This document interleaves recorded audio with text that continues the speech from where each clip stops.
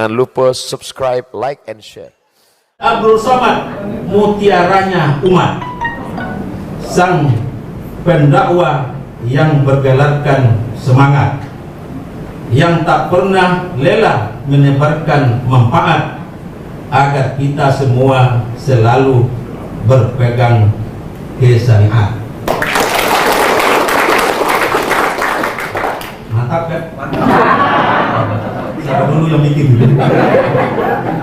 Alhamdulillah, terima kasih. Bila taufiq wal hidayah. Wassalamualaikum warahmatullahi wabarakatuh. Bismillahirrahmanirrahim. Assalamualaikum warahmatullahi wabarakatuh. Waalaikumsalam warahmatullahi wabarakatuh. Anak raja pergi menyalam dengan perunggu. Sambutan salam. Lupa pula pantun.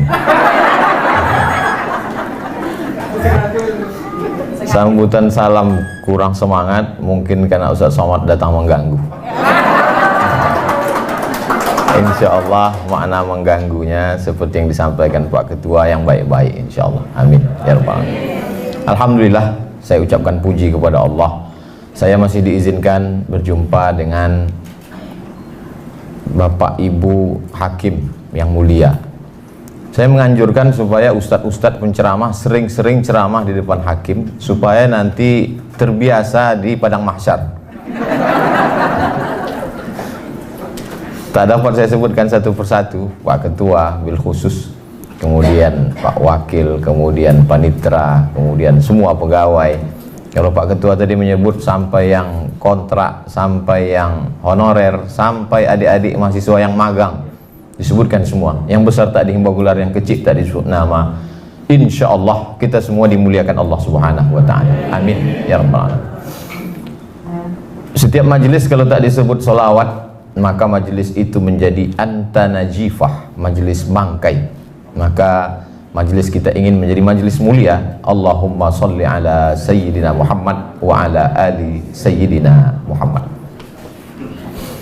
Tausiah dalam rangka pembinaan mental keluarga besar Pengadilan Tinggi Agama Pekanbaru dan Pengadilan Agama sewilayah hukum Pengadilan Tinggi Agama Pekanbaru.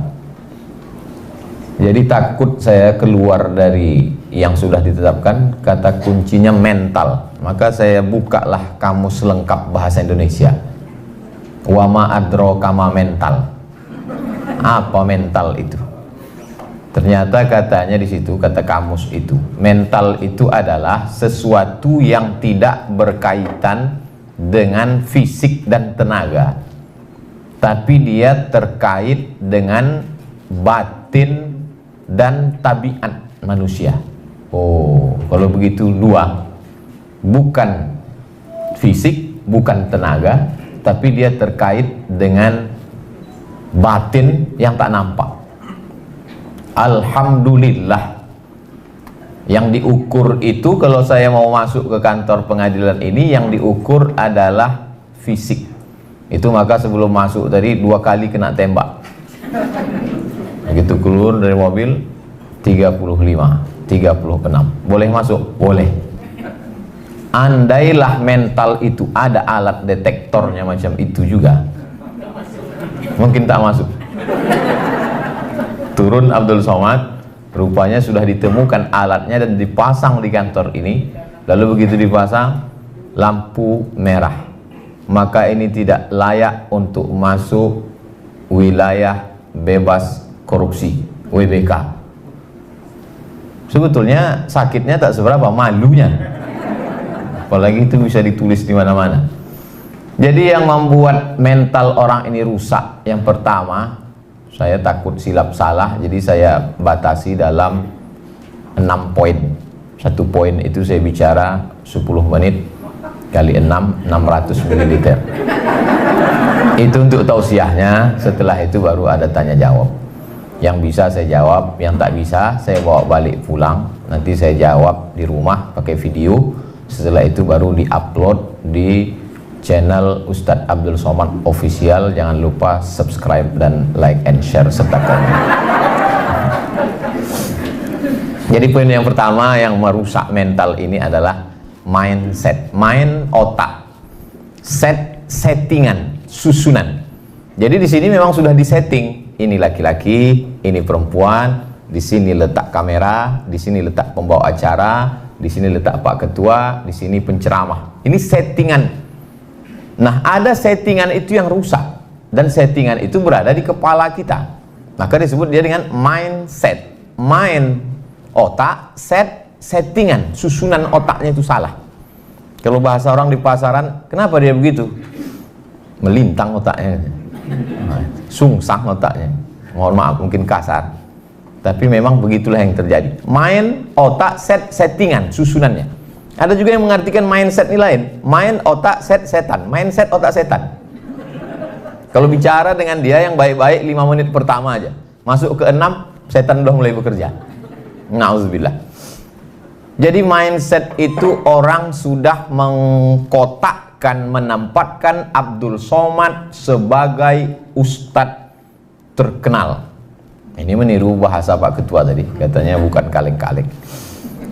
Jadi karena dia ustadz terkenal, tampil di TV, sudah begitu di mindset jamaah, maka kalau mengundang dia, yang pertama mesti ditanya honornya berapa. Yang kedua, hotel bintang. Yang ketiga, tiket pesawat dia mesti yang bisnis. Yang keempat, mesti itu dan ini. Begitulah sudah mindset di kepala mereka. Sementara mindset yang ada di kepala saya, bahwa saya tamat dari Al-Azhar Mesir.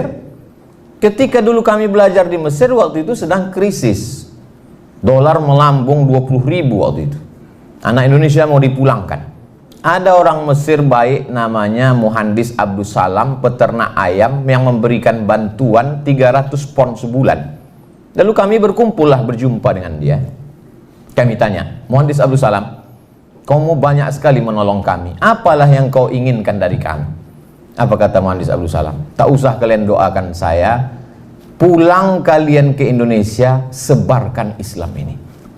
Itulah yang ada di mindset kepala saya. Jadi kalau orang tidak paham, dia tanya, ngapain Ustadz masuk ke suku Talang Mama, suku Akit, suku Laut, Anak Dalam, suku Kubu, suku Kubu kemarin saya baru pulang, Kubu dengan Anak Dalam. Kemudian sebelumnya suku Laut, suku Talang Mama, Talang Perigi, Talang Jerinjing, masuk semua. Karena mindset bahwa saya mesti menyampaikan ini. Karena kalau tidak saya akan ditanya di hadapan Allah Subhanahu wa taala. Ini pentingnya mindset kita, karena kalau salah ini luar biasa. Sebagai ustadz, kalau saya posisikan diri saya mesti dilayani orang. Nanti kalau lambat menjemput, marah. Kalau tidak dikasih tiket bisnis, marah. Kalau tidak nanti diletakkan di hotel bintang 5, marah. Karena sudah menempatkan diri. Kalau bahasa orang Melayu, itu mempertinggi tempat jatuh. Jadi ustadz bagaimana membentuk dalam kepala ustadz? Ini tak bisa, karena tak ada alat scan-nya. Maka saya ceritakan, saya memposisikan diri sebagai pelayan agama, pelayan Tuhan, menyebarkan agama Allah. Makanya saya pergi kemana-mana, tak pernah saya tanya itu. Beberapa panitia menanya, ini nanti pesawatnya apa, tiketnya bagaimana. Saya bilang, saya kalau ada mobil kalian menjemput di Pekanbaru, saya datang. Datang tak dijemput, balik tak diantar. Tapi saya bukan jelangkung. Jadi begitulah menurut saya pentingnya mindset ini. Karena kalau sudah kita posisikan diri kita salah berpikir akan membuat salah bicara. Salah bicara akan membuat salah bertindak. Itu sudah sepaket yang 3 itu. Kenapa dia salah bertindak? Karena salah bicara.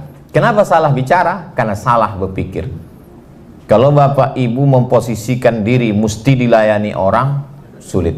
Tapi kalau sampai pada level sudah kami ini lulus sebagai PNS untuk melayani, maka saya yakin dan percaya predikat tertinggi WBBM itu secepatnya diperoleh, insya Allah. Karena ujungnya melayani.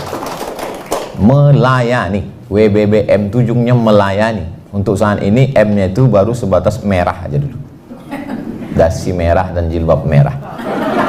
Tapi lama-lama nanti insya Allah sampai pada melayani umat. Ambil contoh simpel tentang lulus menjadi pegawai negeri sipil.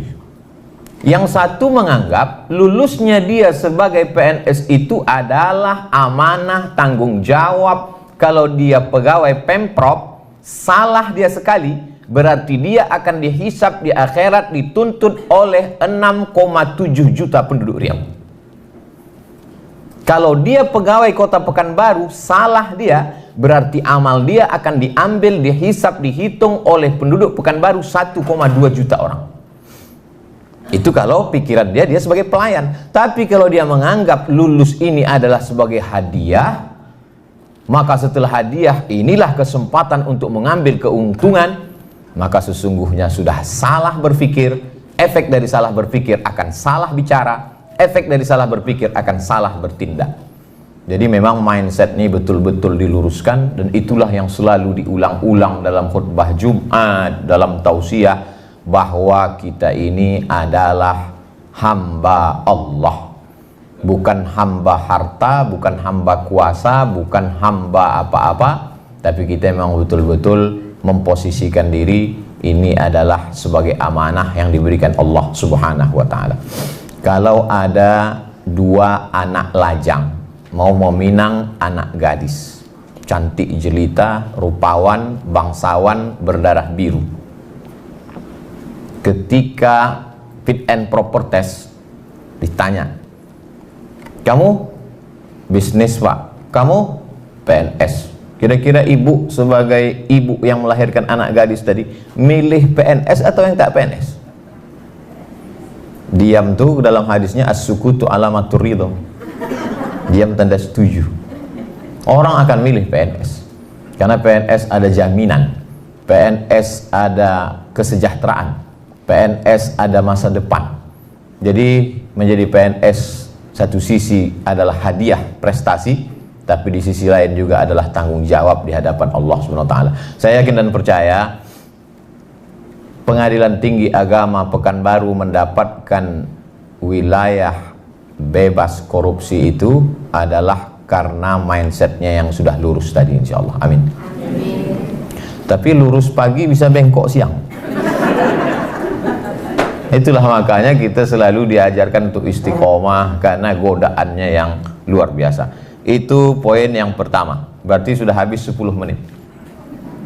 Sekarang masuk poin yang kedua. Yang membuat orang itu menjadi rusak mentalnya adalah dia menggantungkan diri kepada benda. Kalau saya naik mobil ini, saya akan dihormati orang. Kalau saya naik ojek, maka saya tidak dihormati orang. Tergantung kepada benda. Kalau saya pakai sepatu merek ini, saya dihormati orang. Kalau saya pakai baju seharga ini, saya akan dimuliakan orang. Ketergantungan kepada benda ini bahaya. Inilah yang disebut dengan materialism. Benda itu materi. Orang yang menggantungkan diri kepada benda, materialism. Perempuan yang selalu memandang benda, harta, disebut dengan perempuan materi. Karena yang dilihatnya benda saja. Hari ini yang terjadi Bapak Ibu. Cobalah lihat orang akan melihat dia naik apa. Termasuk kalau kita bertamu ke rumah orang. Kalau kita naik sedan mahal, keluar cappuccino. Tapi kalau naik ojek, air putih. Saya alhamdulillah ke Pengadilan Tinggi ini teh manis. Nah, itu berarti agak tinggi sedikit. Itu standar manusia itu memang melihat benda tadi. Maka banyak orang sekarang tergantung kepada benda. Merek handphonenya, segala macam. Ustaz Somad ngomong aja ceramah, jangan tergantung kepada benda. Tapi handphone dia mahal juga. Handphone saya apa adanya, udah retak pun ujung-ujungnya. Jadi jangan pernah menggantungkan kepada benda, karena efeknya itu akan luar biasa sekali. Ada pemegang kunci Baitul Maqdis Palestina, dipegang oleh orang Yahudi. Dia mau menyerahkan kunci Palestina ini kepada khalifah. Waktu itu khalifahnya Umar bin Khattab. Aku mau menyerahkan kunci Baitul Maqdis nih. Tapi dengan syarat Umar bin Khattab itu mesti datang mengambil kemari. Ya, kata umat Islam, Umar akan datang ke Palestina dari kota Al-Madinah Al-Munawwarah. Bayangan si Yahudi tadi, Umar bin Khattab itu akan datang dengan baju jubah sutra yang besar, megah, mewah, kereta kencana, pengawal sejauh mata memandang. Maka dia siap-siap udah megang kunci. Mana Umar bin Khattab yang katanya gagah perkasa, hebat, penguasa semesta itu, mana dia? Tiba-tiba dari kejauhan nampaklah seekor keledai. Keledai itu lebih kecil dari kuda, lebih besar dari, lebih kecil keledai, lalu kemudian lebih besar dari kambing, lebih kecil dari kuda. Umar bin Khattab naik keledai ganti-gantian dengan hamba sahayanya berdua. Kadang-kadang Umar di atas, hamba sahayanya di bawah. Kalau capek, hambanya di atas, Umar di bawah. Pas mau masuk ke pintu Palestina, kebetulan waktu itu jamnya jatah Umar di bawah, hambanya di atas. Sampai ke situ bertanyalah pendeta Yahudi tadi, mana Umar bin Khattab itu antara kalian berdua? Inilah dia Umar bin Khattab. Terkejut dia, agama apa yang mengajarkan orang tidak menggantungkan diri kepada benda? Kalau kita dihormati orang karena mobil kita, nanti mobil itu dijual, kita tak dihormatinya lagi. Kalau kita dihormati orang karena pena kita harganya 10 juta, hilang pena itu 2 hari 2 malam kita menangis. Kalau kita dimuliakan orang karena benda jam tangan kita, ketika jam itu tak lagi melekat, inilah yang membuat orang banyak kena penyakit PPS, Post Power Syndrome. Dulu ketika benda itu masih melekat di tangan, dimuliakan orang, disanjung orang. Tapi ketika tidak, Ustadz sendiri bagaimana mengantisipasi diri Ustadz supaya tidak terikat dengan benda-benda itu? Yang pertama, bahwa kita mesti sadar lahir ke dunia ini tidak membawa benda. Saya mohon maaf tidak mau mendikte Bapak Ibu, hanya sekedar bertanya, yang lahir bawa jam dinding ada? Akhrajakum min butuni ummahatikum la ta'lamuna syai'a. Kau keluar dari perut ibumu, kau tak bawa apa-apa, kau tak punya apa-apa. Allah tak mengatakan la tahmiluna syai'a, tapi Allah mengatakan la ta'lamuna syai'a. Kau tak tahu apa-apa. Jangankan benda, pengetahuan yang di dalam pun tak ada di bawah. Jangankan pengetahuan tentang hukum pernikahan, kompilasi hukum Islam Indonesia, nama pun tak tahu. Saya ini Abdul Somad kan karena dikasih. Yang lahir sudah bawa plakat nama. Tak ada. Nama kita pun dikasih orang. Betapa sombongnya kita dengan benda-benda yang melekat pada diri kita hari ini. Tapi Ustaz Somad kami tengok pakai baju mahal, dikasih orang. Pergi ke Yogyakarta, singgah ke toko batik kami, Pak Ustaz, boleh kata saya. Pakai Pak Ustaz, pakai. Setelah dipakai difotonya, rupanya untuk baliho.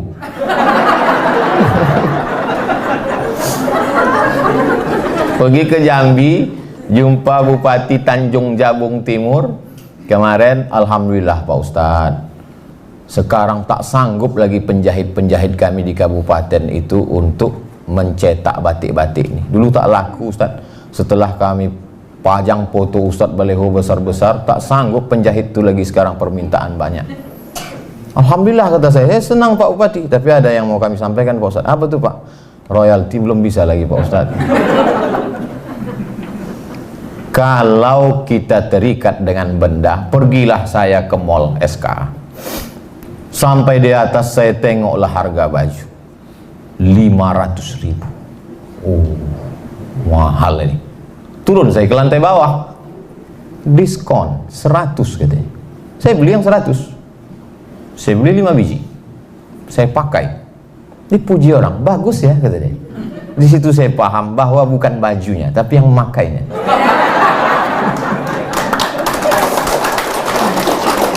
Jadi kalau adalah budget Bapak Ibu 500.000, beli sajalah baju yang 100, yang 400 itu belikanlah 8 sak semen. Itu lebih bermakna Dan andai baju itu hilang dicuri orang di jemuran, kita tak terlalu bersedih. Ustaz, baju Ustaz hilang, malah 100.000. Kami sangka 500, kalian aja baik sangka, husnuzon. Keterikatan kepada benda-benda ini luar biasa Bapak Ibu. Saya terus terang di depan ibu-ibu kalau cerita gelang dengan cincin, takut saya ibu tersinggung. Tapi karena kita udah lama kenal, saya yakin tak tersinggung. Saya udah bolak-balik ke kantor nih. Adalah jamaah kita, kata dia gini, Ustadz, kakak kami itu waktu meninggal, cincin, gelang, subang, rantai, antingnya satu cuci tangan. Penuh. Kenapa? Karena dia menggantungkan dirinya pada benda. Kalau benda itu dia pakai, PD-nya naik. Kalau benda itu dia pakai, pergi dia undangan, mendongak dia. Tapi kalau benda itu tak ada, dia macam anak ayam kena minyak lampu. Kalau pernah Bapak Ibu menengok anak ayam. Lalu saya tanya, kemana? Mana sekarang ibu tuh? Meninggal Pak Ustaz. Allah maafirlah warhamha wa'afiha wa'afanha. Di manalah gelang cincin rantainya itu sekarang? Habis dibawa lakinya Pak Ustaz.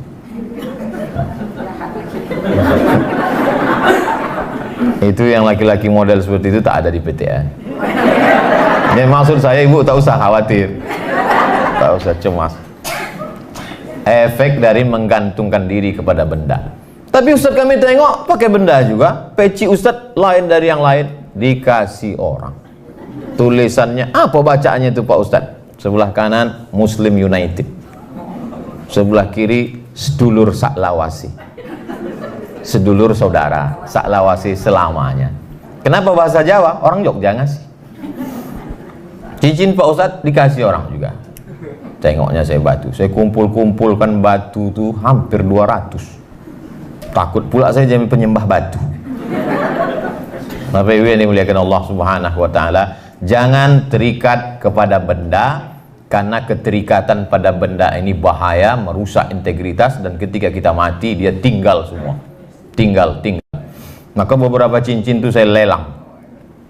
Daripada saya bawa mati, bagus saya lelang. Kami jual lah cincin batu rubi di Hotel Madani Medan depan Istana Maimun.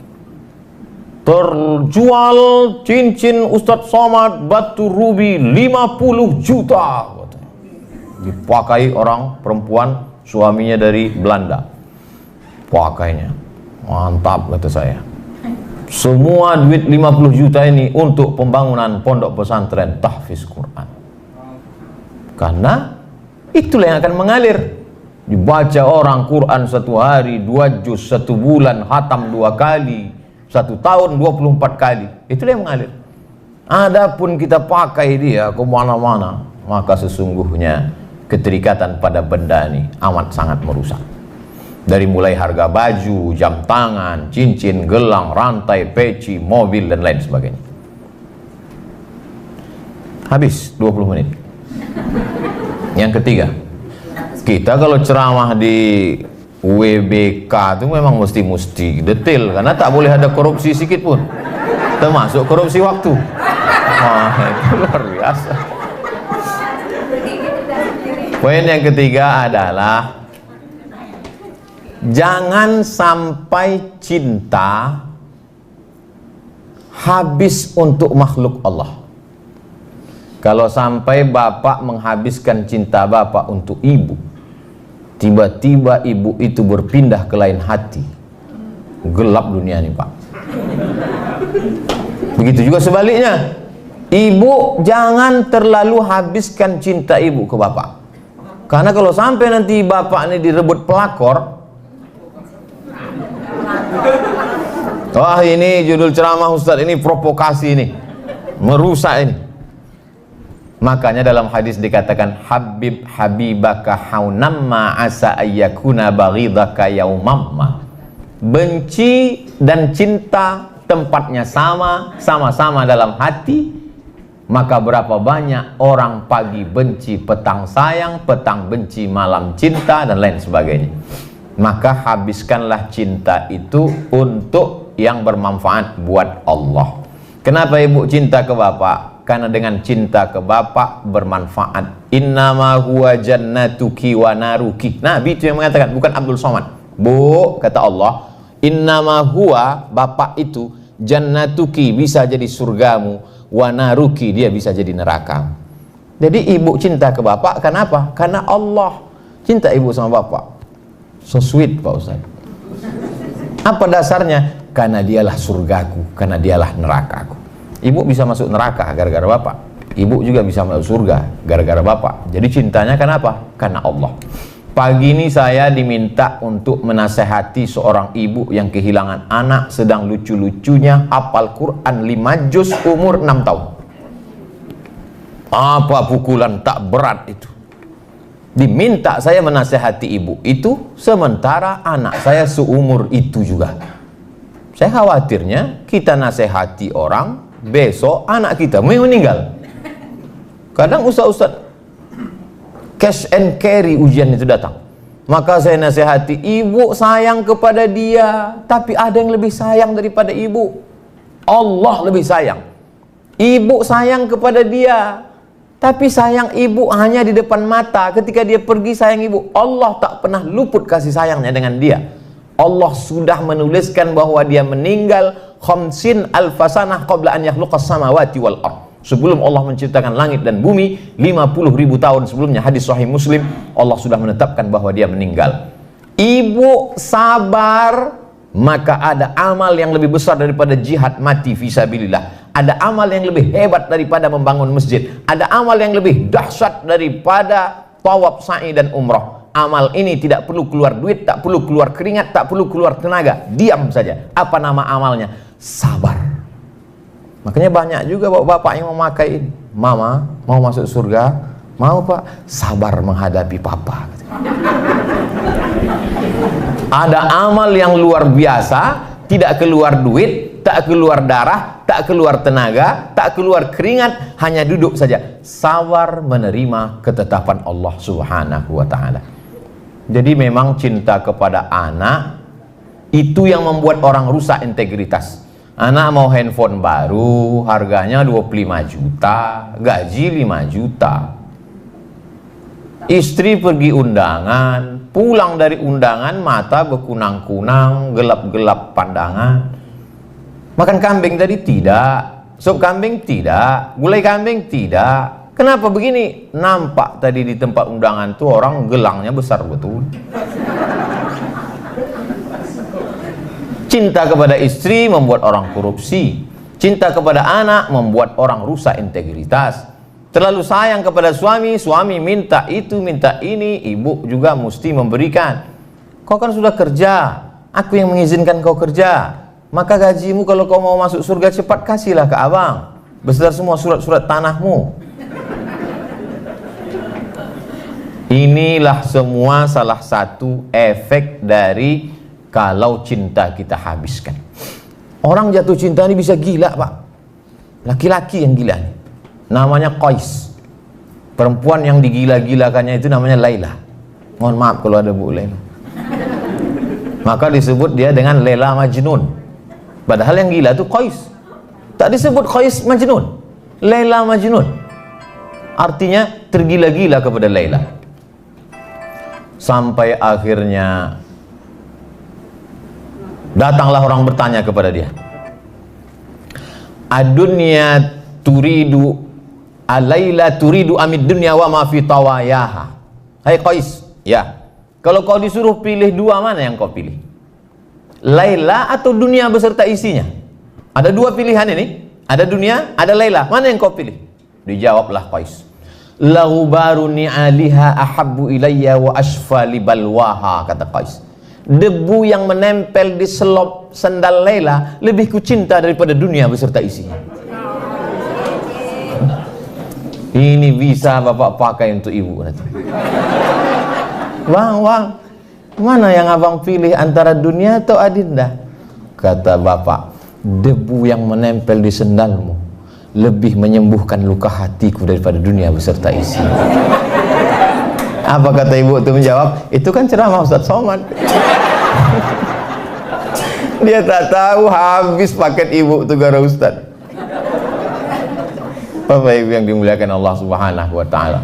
Jadi kalau cinta kepada Laila sampai bisa membuat gila, itulah yang membuat orang gila jabatan, gila cari duit, gila habis semuanya hanya untuk cinta kepada manusia, kepada anak, kepada makhluk, kepada yang lain-lain. Mau berangkat haji 20 tahun. Kalau mau berangkat cepat ONH plus. ONH plus paling murah 100 juta. Yang mau diberangkatkan ini orang tua. Karena cinta kepada orang tua, orang bisa masuk neraka. Makanya disebut berbuat baiklah kamu wa anfiqu min thayyibat, yang baik-baik saja. Berapa banyak orang di Indonesia untuk menyenangkan hati orang tuanya dia korupsi. Ya Allah, aku tahu korupsi ini haram, tapi untuk menghajikan emakku ya Allah. Kata malaikat, saya enak otak kau aja, kata dia. Makanya dalam hadis itu udah dikunci, innallaha thayyibun, Allah tuh maha suci, la yaqbalu illa thayyiban, dia tidak menerima kecuali yang suci-suci saja, yang tak suci tak diterima Allah. Kau sedang apa tuh? Mencuci. Mencuci itu baik, tapi ternyata airnya air kencing. Mana bisa mencuci pakai air kencing? Mencuci mesti pakai air mutlak, air suci, tahir. Berwuduk dengan air tahir mutahhir, suci dan mensucikan. Kalau tidak, maka tak diterima. Saya mohon maaf juga kepada Bu Suci kalau ada yang menonton. Habis 30 menit. Poin yang keempat. Poin yang keempat, kalau kita mau jaga integritas ini adalah bahwa semua yang kita makan itu akan menjadi darah daging. Gaji, pendapatan. Ustaz Somad, yang kami keluarkan zakat ini apakah gaji saja Pak Ustadz? Semua, saya bilang. SPPD, uang sifat, uang tunjang, uang sundul, uang tanduk. Total semua dapat 10 juta, 2,5%, 250 juta, sejuta 25.000, 1 juta 25.000, 10 juta 250.000, dapat 100 juta 2,5 juta, dapat 1 miliar 25 juta. Semangkok nasi lemak. Saya tak setuju kalau nasi lemak Pak Ustaz. Oke, ketupek gulai paku. Tak usah kita permasalahkan masalah ini. Lalu kemudian semangkok bakso dibeli dari duit haram, disuap dengan doa Allahumma barik lana fima razaqtana wa qina azabannar. Berubah dia ayyuma lahmin, setiap daging di badan, nabata min haramin, dia tumbuh dari yang haram, fannaru aulabih, tempatnya api neraka.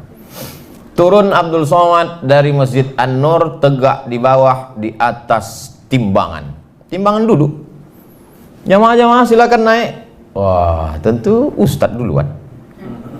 Ustadz tuh selalu terdepan. Pas giliran undangan makan, Ustadz dulu. Pas timbangan, Ustadz dulu. Begitu juga waktu saya masuk ke rumah sakit umum Arifin Ahmad, masuk ke ruang ICU. Saya dulu dipakaikan mereka baju. Masuk. Bapak tak masuk, kami di luar aja Pak Ustaz.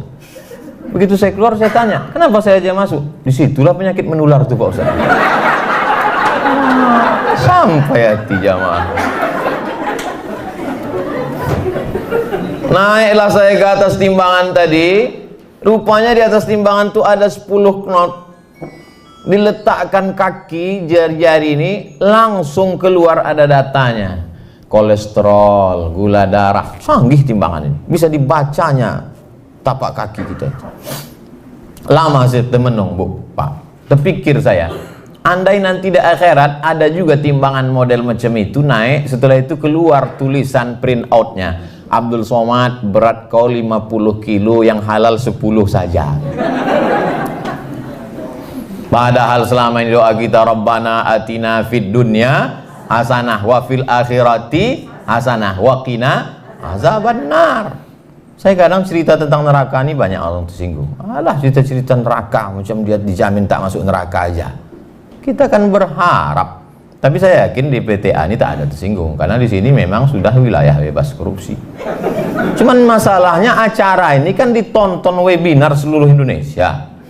Di daerah-daerah kalian yang di luar sana belum jamin ini. Kalau kita raba pipi kita tak sakit, berarti tak ada jerawatnya. Yang sakit itu cuman yang punya jerawat dan yang berbisul aja. Jadi kalau ada orang balik dia ke rumah, aku tersinggung dengan ceramah Ustaz tadi. Berarti kau berjerawat Bu bisul. Yang dibahasnya 4 tuh aja. Selingkuh, narkoba, korupsi, emosi. Apa tim 4 itu ada pada dirimu? Kalau tak ada tak akan tersinggung kita. Itu maka ibu-ibu di PTA Pekanbaru ini senyum-senyum aja. Kenapa? Mereka bersih. Tak ada itu dalam diri dia. Yang tak senyum saya tak tahu, orang pakai masker. Apa yang dimuliakan Allah Subhanahu wa taala. Jadi selalulah itu kita pikirkan bahwa ini duit haram. Ceramahlah saya. Pas ceramah, Ustadz ini ungkapan terima kasih kata dia. Ya kata saya. Biasa orang kadang kasihnya koper, begitu dibuka ditengok isinya kapal selam dari Palembang, tempe kapal selam. Buka mata minum cukup. Saya tengok paling-paling ini kerupuk, kadang kerupuk, tapi sekali ini lain. Saya buka, saya tengok duit. Berdebar saya, mau diambil. Tak masuk akal, masa ceramah 1 jam duitnya sebanyak itu. Mau tak diambil, mubazir. Mubazir ini. Tapi terpikir saya, lu ambil, ku belikan ke beras, makan haram anakku. Datang setan berbisik, belikan aja ke mobil. Akhirnya serahkan ke masjid untuk pembangunan masjid. Habis, tak ada. Makanya saya pribadi tak ada. Aku bayangan orang, coba tengok situ tulis, oh Ustadz Somad, ada Ustadz rumah orang dari emas dindingnya. Tidak. Kenapa? Karena saya selalu berpikir bahwa kalau saya mati nanti, dan memang saya yang meletakkan almarhumah emak ini ke liang lahat, saya langsung. Saya letakkan ke liang lahat, saya ambil tanah bulat-bulat itu letak ke tengkuknya. Karena kalau tak diletakkan tanah di tengkuk itu, jasad itu terlentang lagi. Diletakkan di tengkuk, hadapkan muka. Orang meninggal tuh Bu, meninggal tuh Pak, hidung ini ditempelkan ke dinding. Ini dinding, hidung tuh tempel. Bapak Ibu kalau mau merasa di liang lahat, nanti malam tidur letak di dinding. Tempat tidur saya menempel ke dinding. Jadi kalau saya tidur malam, saya menghadap ke dinding, hidung saya tempelkan ke dinding. Beginilah aku mati nanti liang lahat. Supaya kita ingat betul. Kadang ceramah ini tak masuk lagi ke telinga, termasuk saya. Siapa mau menceramahi saya? Sengaja saya pakai topi, pet, pakai baju kaos, datang saya mau mendengarkan ceramah. Kita ini tak boleh hanya menceramahi orang, kita mesti dengar ceramah supaya tahu kita rasanya diceramahi orang. Jadi saya mau mendengar lah ini. Dengar. Apa kata pengurus masjid? Karena kebetulan hadir bersama kita Ustadz Abdul Somad, maka kami mintakan supaya memberikan kultum. Astagfirullah. Saya tak pakai peci, saya bilang. Pakai peci saya. Akhirnya buka tapi pakai peci. Pecinya tak masalah, baunya yang luar biasa.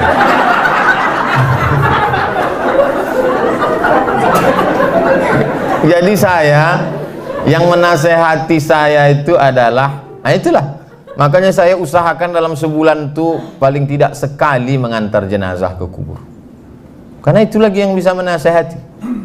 Orang di rumah makan tuh Bu, Pak, banyak yang tak selera makan. Kenapa? Itu tiap hari dia tengok. Tanyalah orang rumah makan. Begitu juga dengan desainer-desainer pakaian, pemakeup artis-artis tuh, yang tiap hari jumpa perempuan. Banyak yang tak berselera lagi menengok perempuan. Iya. Begitu juga bahayanya orang yang berkecimpung di dunia agama ini. Sehingga nasihat itu bagi dia cuek aja, tak masuk lagi. Termasuklah orang di pengadilan tinggi agama. Tapi yang belum dapat WBK. Kalau udah dapat itu udah luar biasa.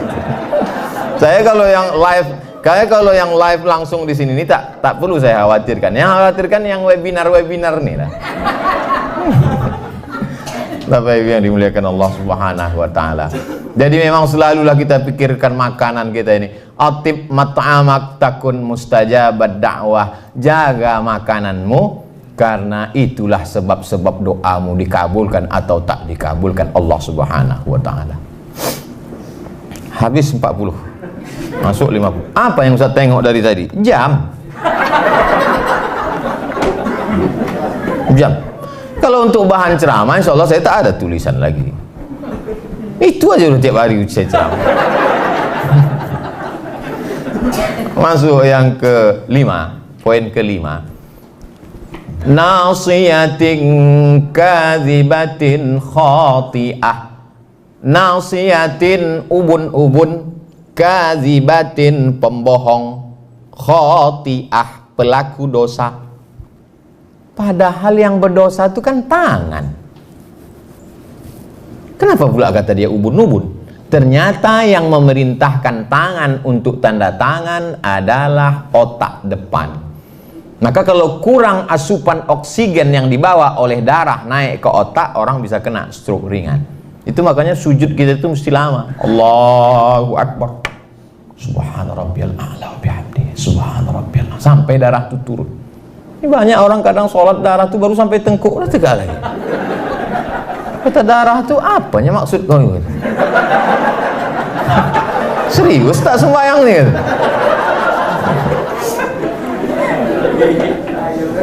Itu maka Bapak Ibu sehat-sehat, segar-segar. Padahal tugas di PTA ini berat. Kenapa? Karena sujudnya sempurna.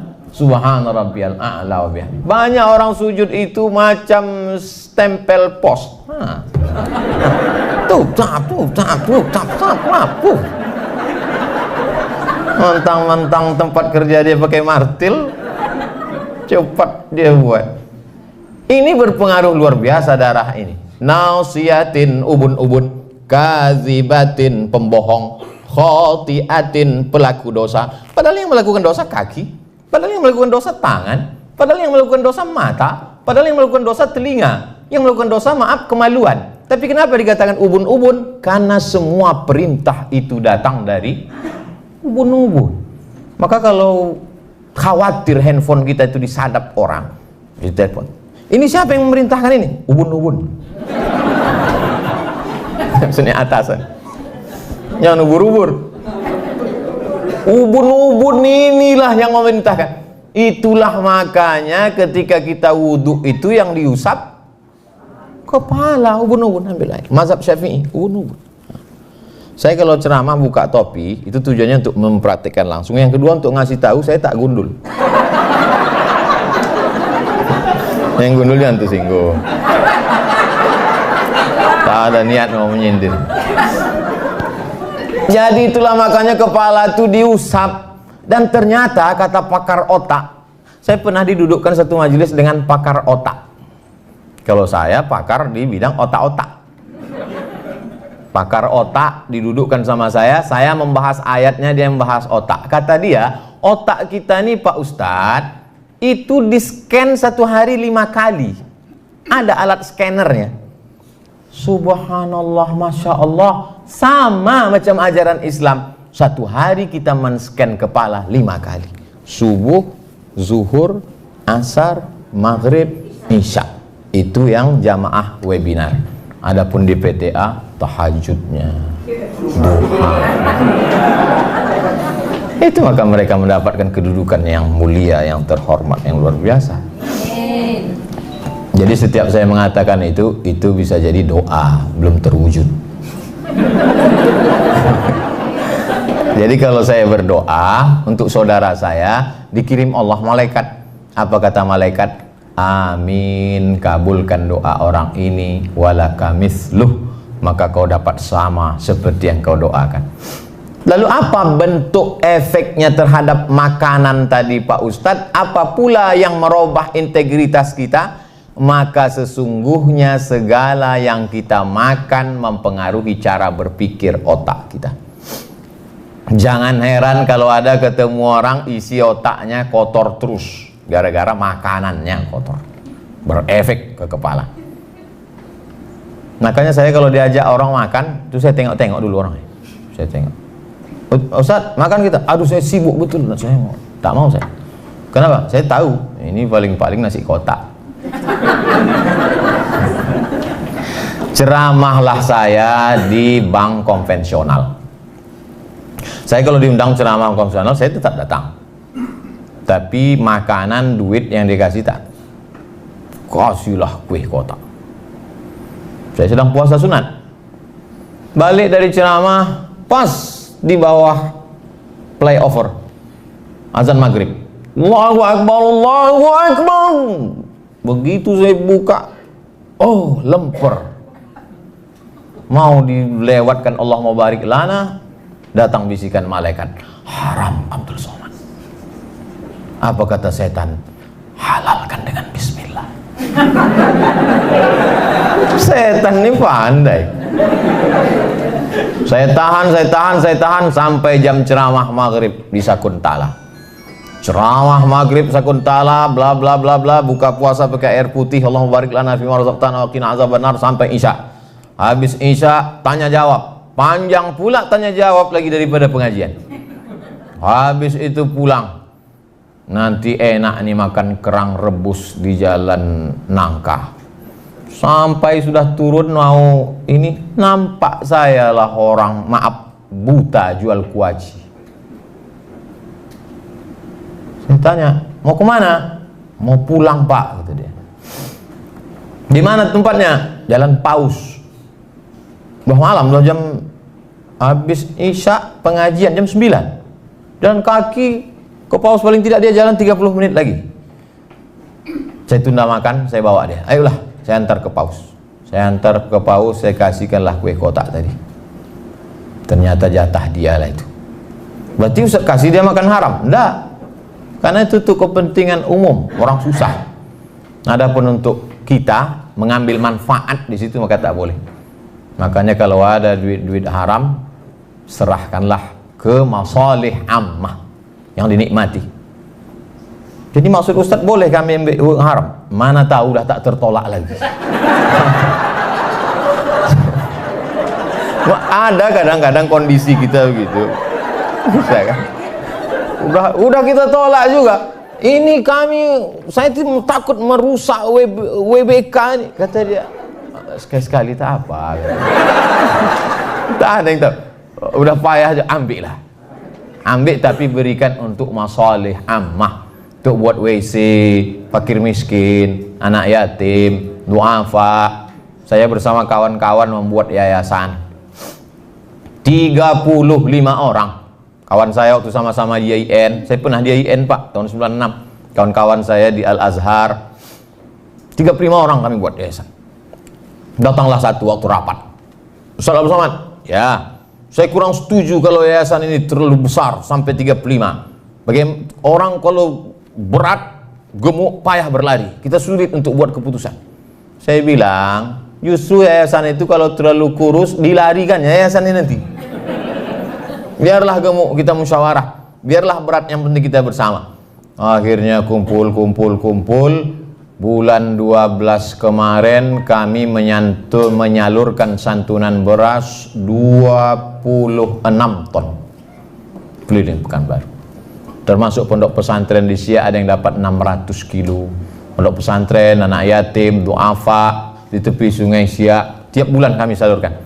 Saya khususkan saya berada di Pekanbaru hari Jumat sampai Sabtu kedua tiap bulan. Jumat khutbah Jumat, habis sholat Jumat bagi-bagi santunan, malamnya iktikaf dari jam 2, langsung muhasabah zikir dan doa, pengajian subuh, langsung tanya jawab. Supaya apa? Supaya lepas tanggung jawab di hadapan Allah.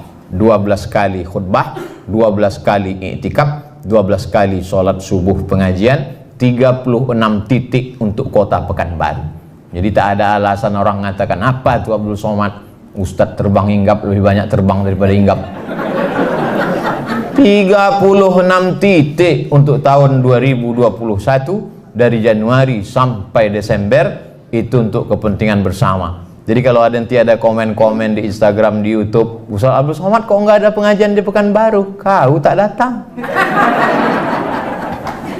Bapak Ibu yang dimuliakan Allah Subhanahu wa taala, itu menjaga bagaimana jangan sampai nasiyatin kadzibatin khati'ah. Yang terakhir, yang keenam, saya yakin ceramah saya ini ditonton oleh seluruh yang mulia, yang hakim-hakim. Mudah-mudahan ada satu di antara yang enam ini dimasukkan ke tes CPNS. Mengapa yang ditanya ubun-ubun, kata dia. Yang terakhir adalah kita bisa menjaga integritas kita kalau ada orang lain yang membantu kita. Tak bisa sendiri. Makanya Nabi Muhammad SAW itu ada yang tua Abu Bakar, ada yang muda Umar, ada yang remaja Ali, ada yang orang kaya Utsman, ada yang perempuan Asma, membawakan makanan ke atas ketika mau hijrah. Mesti ada orang lain. Rabbi shrahli sadri, lapangkan dadaku, wa yassirli amri, mudahkan urusanku, wahlul 'uqdatam min lisani, lancarkan bicaraku, lidahku supaya jangan patah-patah, supaya aku ngomong itu sampai ke hati orang. Waj'alli waziran min ahli, kasih aku penolong. Nabi Musa ini, Nabi Musa aja minta penolong, mesti ada kawan menolong. Kasih aku penolong. Siapa itu? Haruna akhi, Harun saudaraku, katanya. Jadi Bapak Ibu di kantor ini udah tak perlu lagi, karena udah ada ya doa Nabi Musa. Harun akhi. Betul. Masuk saya ke ruangan Pak Dr. Harun SHMH, saya tengok piagam penghargaan dari Menpan. Kalau orang dihargai oleh institusinya sendiri dari atasannya biasa, tapi kalau kementerian pendayagunaan aparatur negara dari semua dinas, institusi, lembaga negara diberikannya itu kan prestasi luar biasa. Kenapa tak ada yang bertepuk tangan? Islam itu ada namanya punishment, ada hukuman. Tapi Islam juga ada yang namanya reward. Itu ajaran Islam. Walladzina amanu wa 'amilus shalihati ulaika ashabul jannah. Walladzina kafaru wa kadzdzabu biayatina ulaika ashabun nar. Dan orang yang istiqomah, konsisten, ada lagi rewardnya yang luar biasa. Alladzina qalu rabbuna Allah, orang yang berkata Rabbku Allah, tsumastaqamu, istiqomah dia, konsisten dia, tidak jatuh dia, justru naik ke atas dari WBK menjadi WBBM, maka Allah berikan tempat yang paling tinggi. Idza sa'altumullaha fas'aluhul firdaus. Kalau kau minta berdoa kepada Allah, mintalah surga yang paling tinggi, surga jannatul. Sama macam kita jualan barang, berapa kita tawarkan harga? 100. Ditawar Allah 90, kita masih untung. Maka minta surga itu minta firdaus. Ini kadang ada orang doa, ya Allah masukkan aku surga, kaki limanya pun jadilah. Oh, sedikit lagi itu ke neraka. Kita minta yang tertinggi itu, tapi syaratnya tentu istiqomah. Dan kita bisa istiqomah kalau berjamaah. Itu tiga itu mesti sepaket. Hijrah, setelah hijrah istiqomah, setelah istiqomah husnul khatimah. Kenapa orang tidak husnul khatimah? Karena tidak berjamaah. Kenapa orang tidak berjamaah? Kenapa orang tidak istiqomah? Karena tidak berjamaah dan tidak hijrah. Maka saya selalu ada sahabat UAS, sahabat-sahabat saya kelola ini, sahabat-sahabat ini ke UIN IAIN, waktu itu namanya IAIN Pekanbaru, UIN IAIN Suska. 96 saya masuk, tak selesai setahun kuliah pindah ke Mesir, kelola di Mesir, pulang ada angkatan kelola. Aliyah juga begitu, kelas 3 Aliyah Nurul Falah Air Molek Indragiri Hulu Riau, ada alumni. Maka saya masuk di alumni ini. Kelas 3 di Nurul Falah Air Molek, kelas 2 di Muallimin Al-Wasliyah, kelas 1 di pesantren Darul Arafah. Sekarang tiga sekolah ini mengakui saya alumninya. Tahun lalu saya ceramah bulan Februari di UKM, University Kebangsaan Malaysia. Diundang saya ceramah. Saya waktu itu cemas juga di situ, karena dulu saya sempat di UKM itu 2 semester. Dan seingat saya harga 1 semester 1.800 ringgit. Saya baru bayar setengah. Jangan-jangan ini diundang nih mau mereka tagih. Di depan profesor-profesor, datanglah seorang profesor mengatakan ada definisi baru tentang alumni, katanya. Alumni gitu. Bahwa sesiapa sahaja yang belajar selama 4 hari, pokoknya saya masuk lah, maka dia sudah dianggap alumni. Dan Ustadz Abdul Somad merupakan salah seorang daripada alumni UKM. Tepuk tangan semua. Saya lah yang paling bahagia waktu itu. Bersahabat. Jadi kalau saya datang di mana-mana tuh saya menganggap sahabat. Begitu juga dengan saya ceramah di sini bersama sahabat.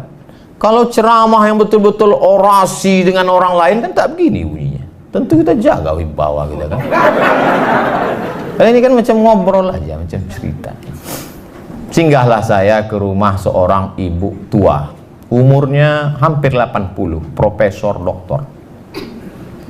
Saya selalu dengar ceramah Ustadz, saya senang, saya amalkan, dan lain saya senang, terus cerita. Kemudian anaknya mengatakan, ceramah itu ada 3 Ustadz Somad. Yang pertama, ceramah orator, orasi. Itu adalah monolog, sendiri dia saja. Yang kedua adalah ceramah yang model drama, dihafal teksnya, lalu dia seperti orang di atas pentas sedang berdrama.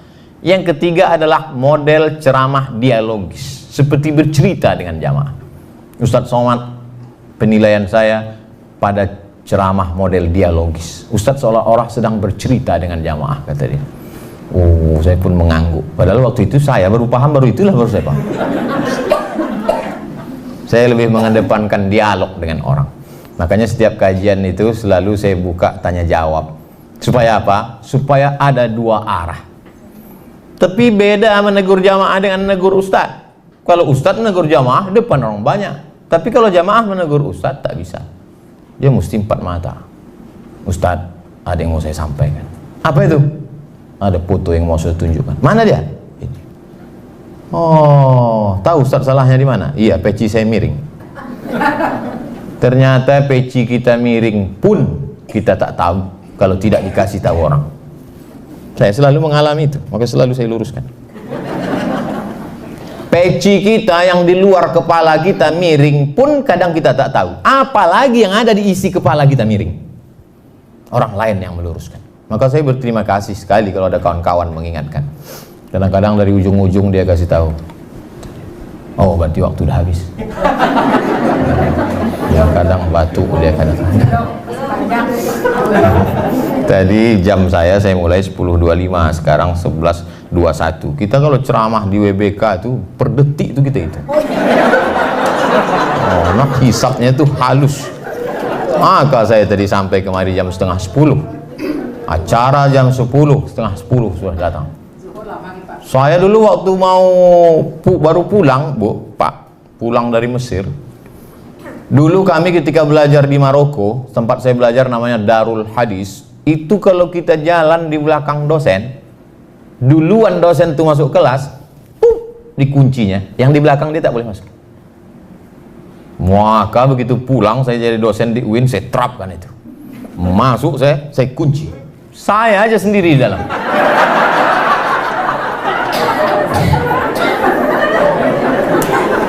Lama-lama saya berpikir, sesudah sebulan 2 bulan, 2 kemungkinan.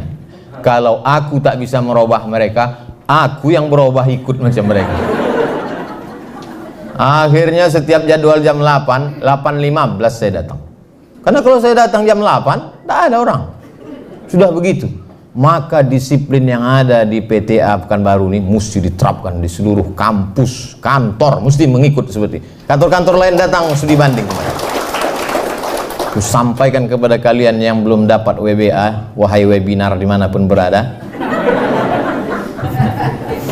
maka datang kemari bagaimana supaya bisa dapat. Tapi yang sudah WBK tadi pula, jangan sampai hanya puas sampai di WBK, mesti ada peningkatan. Kalau masalah prestasi kita mesti lihat. Kalau dalam masalah ibadah kita mesti lihat ke atas. Tapi kalau masalah dunia, berapa banyak orang naik mobil mewah harga 2 miliar mengeluh, kata dia Tuhan tidak adil. Kenapa? Karena kepalanya melihat ke atas temannya yang naik pesawat pribadi. Tak ada harga mobil, ini yang naik pesawat. Saya waktu naik pesawat pribadi itu Pak, dijemput ke Pekanbaru. Di foto, di share, wah maaf pun komen, hebat ya kata dia. Wah, dia tak tahu awak naik sampan ke Talang Mawar. Begitulah kalau kita ini selalu mendongak ke atas, tapi kalau memandang ke bawah, datang syukur kita.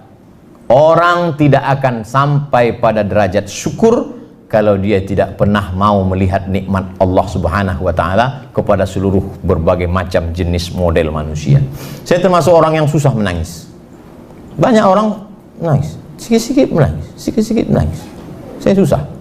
Makanya pernah saya disuruh membimbing i'tikaf. I'tikaf itu kan mesti menangis malam. Udah saya muhasabah, ya Allah, begitu banyak, tak ada menangis. 10 menit udah tak ada menangis. Lama-lama menangis saya, kenapa orang ini tak bisa menangis? Ya Allah, kenapalah orang ini tak menangis? Akhirnya menangis juga orang. Saya itu susah menangis. Tapi ada masanya saya ceramah di Panam, itu memang dari mulai masjid itu sampai pulang tak berhenti tangis.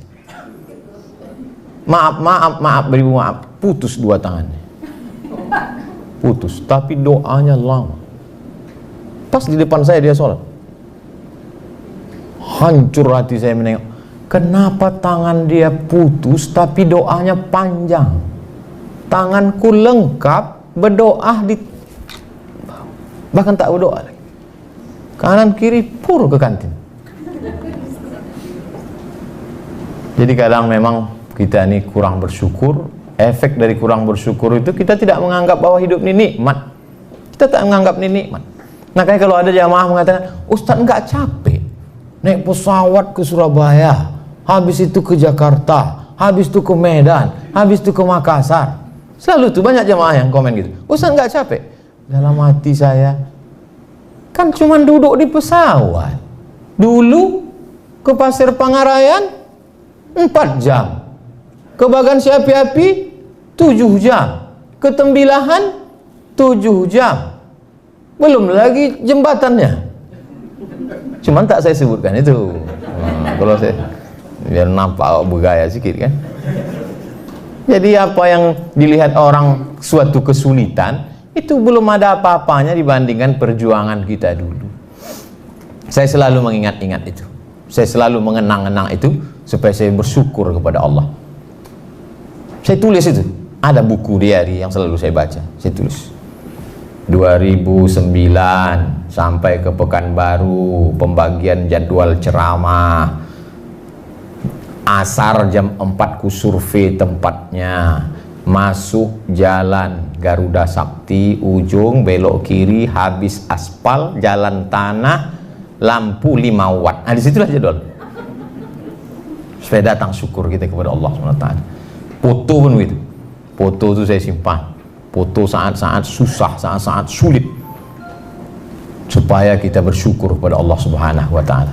Saya hari ini sedang berhadapan dengan orang-orang yang punya masa lalu, yang sehari ini diangkat Allah derajatnya, dan dia menjadi orang-orang yang bersyukur. Dengan bersyukur itulah Allah akan menambah nikmat iman Islam kita. Kita menjadi istiqomah dan mati dalam keadaan husnul khatimah.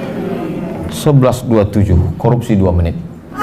Masya Allah. Saya kembalikan ke moderator. Jangan lupa subscribe, like, and share.